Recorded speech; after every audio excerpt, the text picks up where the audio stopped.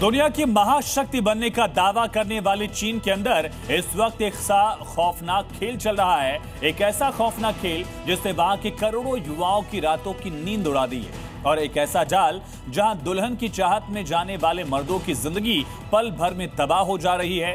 3 दिन की शादी, लाखों का चूना और फिर दुल्हन रफू चक्कर। आखिर क्या है चीन का ये फ्लैश मैरिज स्कैम जिसने ड्रैगन की कमर तोड़ दी? एक दो नहीं बल्कि हजारों लाखों युवान पाई पाई जोड़कर खड़ा किया गया बैंक बैलेंस और आंखों में एक अदद परिवार बसाने का सपना। लेकिन चीन के कुंवारे लड़कों को क्या पता कि जिस चेहरे को वो सजा रहे हैं वो असल में उनकी बर्बादी का कफन बनने वाला है। चीन में इस वक्त पैलेस मैरिज यानी चटमंगनी पट ब्याह के नाम पर हो रहा है महा घोटाला। चीन में शादी कराने वाली एजेंसियां 3 दिन में संस्कारी और घरेलू लड़की से शादी कराने का दावा कर रही हैं, लेकिन इस वादे के पीछे छिपा है ठगी का एक सिंडिकेट। लड़के को लड़की से मिलने के लिए सिर्फ 10 मिनट मिलते हैं, फोन नंबर देना मना है। दबाव ऐसा बनाया जाता है कि लड़का तुरंत हाँ कह दे और जैसे ही हाँ हुई शुरू होता है वसूली का असली खेल। शादी के नाम पर वधू मूल्य यानी ब्राइड प्राइस के रूप में 3 लाख से 5 लाख युवान, भारतीय रुपयों में कहें तो पूरे 35 से 55 लाख रुपए ऐंठ लिए जाते हैं। लेकिन असली ट्विस्ट शादी के ठीक 2 हफ्ते बाद आता है। नई नवेली दुल्हन अचानक घर के सारे जेवरात नकदी समेटती है और रात के अंधेरे में गायब हो जाती है। पीछे छोड़ जाती है सिर्फ एक खाली और कर्ज में डूबा हुआ रोता बिलखता पति। जांच बैठी तो पैरों तले जमीन खिसक गई। जिन लड़कियों को घरेलू बताकर उनकी शादी की गई वो या तो पहले से शादीशुदा थी या फिर बार की डांसर थी, जिन्हें सिर्फ एक्टिंग के लिए पैसे दिए गए थे। चीन में लड़कियां इतनी कम हो चुकी हैं कि अब वियतनाम, पाकिस्तान और बांग्लादेश से भी गरीब लड़कियों को खरीद कर लाया जा रहा है। यह सिर्फ शादी नहीं, यह इंसानी जिस्मों की तस्करी का इंटरनेशनल रैकेट बन चुका है। अकेले इस साल सरकार ने 1,500 से ज्यादा ऐसे मैरिज ठगों को सलाखों के पीछे भेजा है।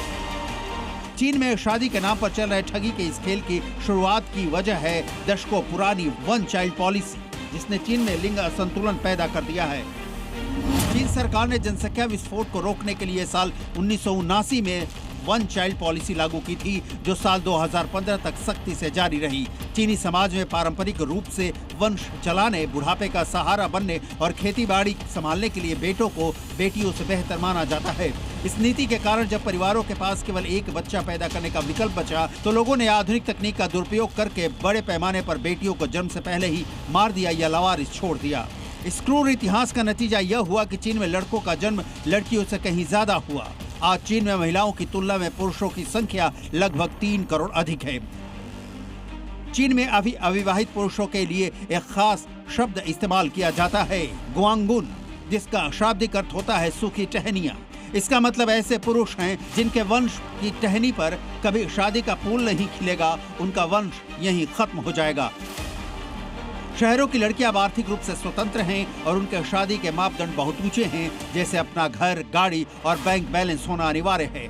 ऐसे में ग्रामीण और गरीब इलाकों के पुरुषों के लिए स्थानीय स्तर पर दुल्हन ढूंढना पूरी तरह असंभव हो चुका है।